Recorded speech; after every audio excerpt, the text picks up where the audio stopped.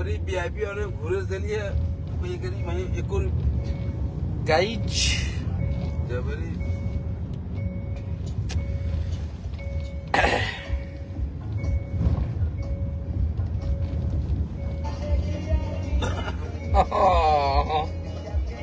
रुक जा अभी 2 मिनट रुक जा, जुड़ जाने दो सबको।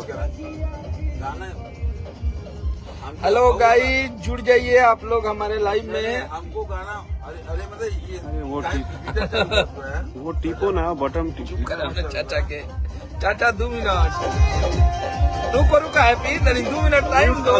करो। हेलो गाइज, लाइव को इतना शेयर कीजिए। आज हम उनके तब उतर के अभी एयरपोर्ट से बाहरी बनी हम और देखत रहनी एयरपोर्ट पर बैठ के बताओ है एगो गाने बताइए कुछ भी बोल देता है। एक गाना क्या इंस्टाग्राम पे बजे, एक गाना क्या चलने लगे, कुछ भी बोलते हैं आप लोग।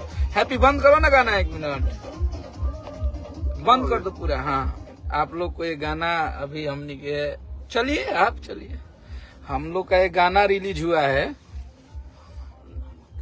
एगो गाना हमनी के रिलीज हुई बा हमारा हिट मशीन के, जौन की जान चांद के तू फीका करेलू, जब माथावा पर टीका करेलू आ भर भर के प्यार देनी जाए, इतना प्यार देनी जाए कि 6 से 7 घंटा में वो गाना आज 1 मिलियन पार कर गई। 11 लाख 1.1 मिलियन भइल बा। केहू के ई गाना के ट्यून के बात रहला, केहू कहता हमार गावल ह, केहू कहता हमार गावल ह, तो केहू कुछ कहता, केहू कुछ कहता। बट ये गाना की सच्चाई बता दी कि आज से 6 साल पहले गुरुआ सबके हम दिखा दे, बोले के नहीं थे।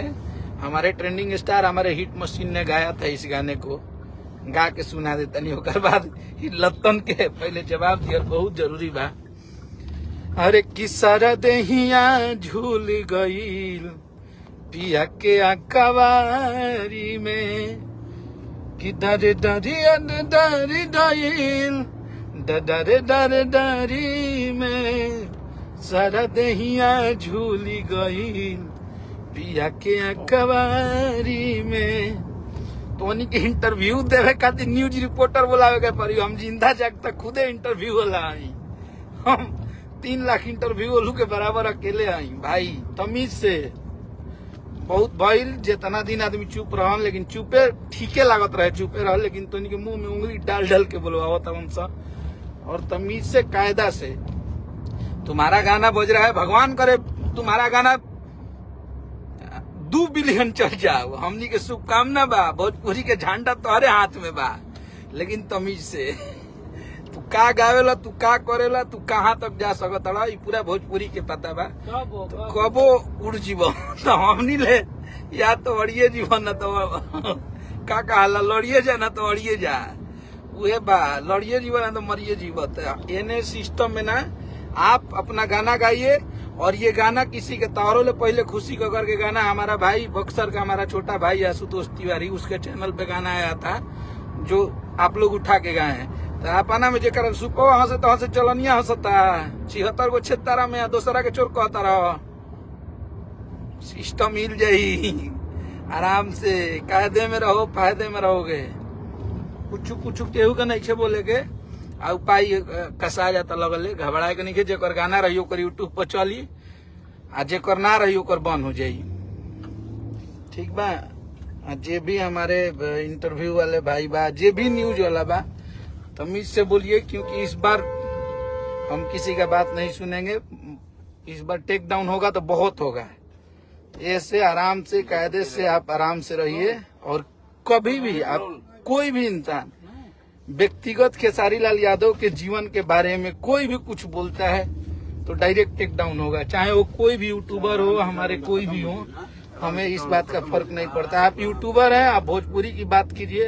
अगर हम गलत हैं तो आप हमारी गलती की बात कीजिए, उल्टा पुल्टा ना। सिस्टम में रहे के बाद उल्टा पुल्टा नहीं के बोले के। ऐसे कि ढेर दिन चुप रहलन आदमी, चुपे रहे दे लोग तो ठीक रही, न तो हमनी के उखड़ी ले जा तो उखड़ जाइला जा। तो काम धंधा में आदमी लागल बने, लागे दो तोहरो बाजो, खूब आगे बढ़ो। भगवान से, महादेव से ये शुभकामना रही। लेकिन अपने आप के ये मत बताओ कि हम है ना, तू कुछ ना हो। तो सिस्टम में रहो। देखिए आप लोग को गाना तनी हैप्पी देना डार्लिंग। देखिए ये कब का गाना है, आप लोग को दिखाते हैं। ये तो ई ना रे, देना देना है बाबू, देना है ना, फोनवा दो ना।